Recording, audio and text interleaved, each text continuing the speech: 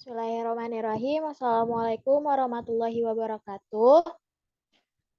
Kami dari kelompok 6 ingin mempresentasikan hasil dari diskusi kami dengan judul Kepentingan Pancasila dalam Kesetaraan Gender pada Era 5.0.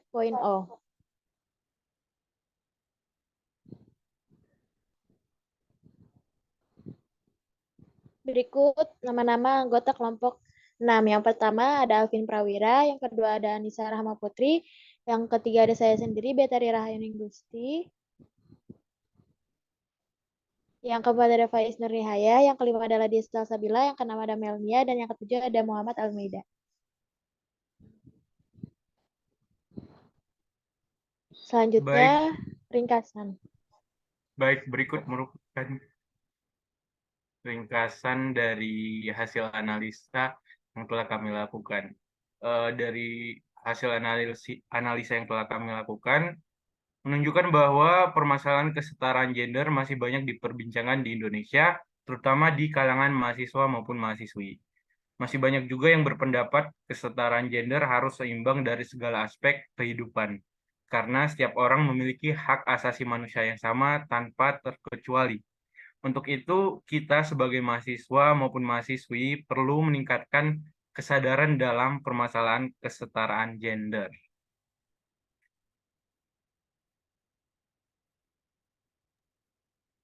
Selanjutnya adalah latar belakang dari pembuatan proposal ini, yaitu kesetaraan gender merupakan suatu permasalahan yang selalu muncul pada setiap negara yang berada di berbagai belahan dunia dan menjadi isu yang telah tumbuh di masyarakat, terutama di masyarakat Indonesia yang sedari dulu pada era zaman dahulu penjajahan telah merasakan ketidakadilan hak dalam gender dan telah diperjuangkan oleh Raden Ajeng Kartini yang mempelopori emansipasi wanita. Terdapat lebih banyak masalah mengenai kesetaraan gender pada kaum perempuan dibandingkan kaum laki-laki. Hal tersebut menjadi salah satu bentuk diskriminasi yang cukup berdampak bagi psikis.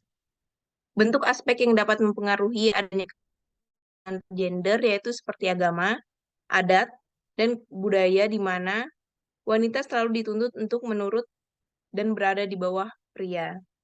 Kaum perempuan dirasa harus bergerak secara nyata, serta lebih memperjuangkan terkait hak dan kewajiban yang mereka miliki. Kesetaraan gender juga merupakan salah satu bagian dari hak asasi manusia yang harus turut dirasakan oleh semua orang tanpa terkecuali. Di Indonesia, kesetaraan gender telah tertuang pada Undang-Undang Dasar 1945, Pasal 27 ayat 1, di mana konstitusi negara kita sudah mengkonfirmasi mengenai kesetaraan gender di antara warga negara tanpa memandang gender.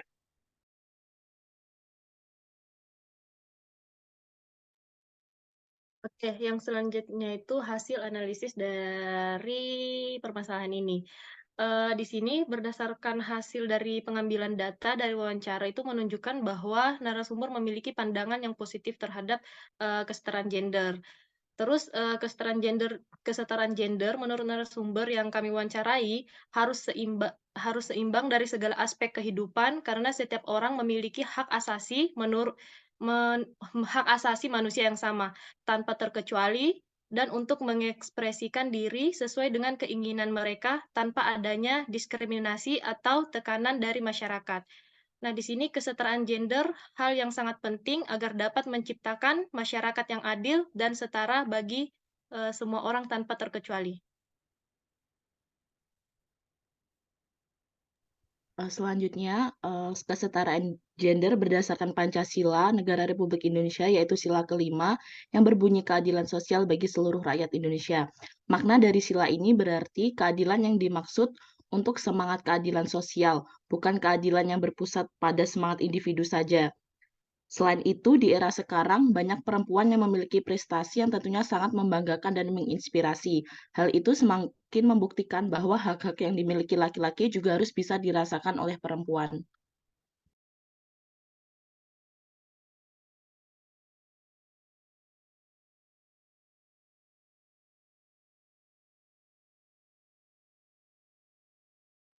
Ini merupakan bukti dokumentasi dari hasil wawancara yang telah kami lakukan. Oke, next.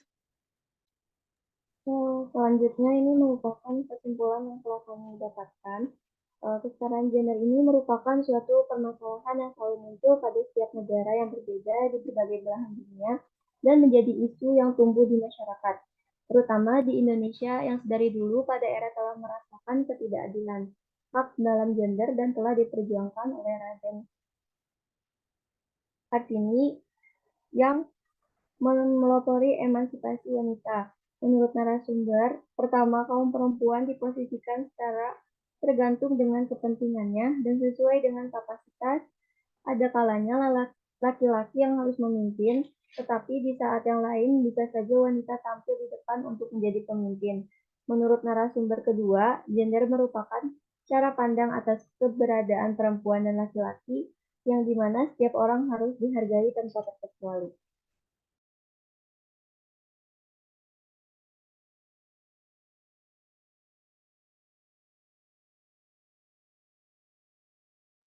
Berikut adalah poster yang telah kami buat dengan judul atau slogan Leave No One Behind.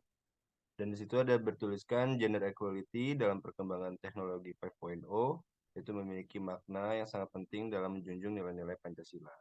Seperti menghargai keberagaman, memastikan keadilan sosial, dan melibatkan partisipasi aktif dari semua pihak dengan menerapkan nilai-nilai Pancasila.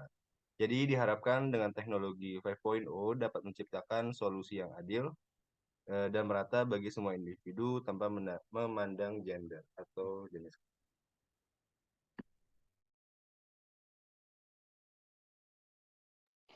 Baik, sekian dari kelompok kami. Kurang lebihnya mohon maaf. Assalamualaikum warahmatullahi wabarakatuh.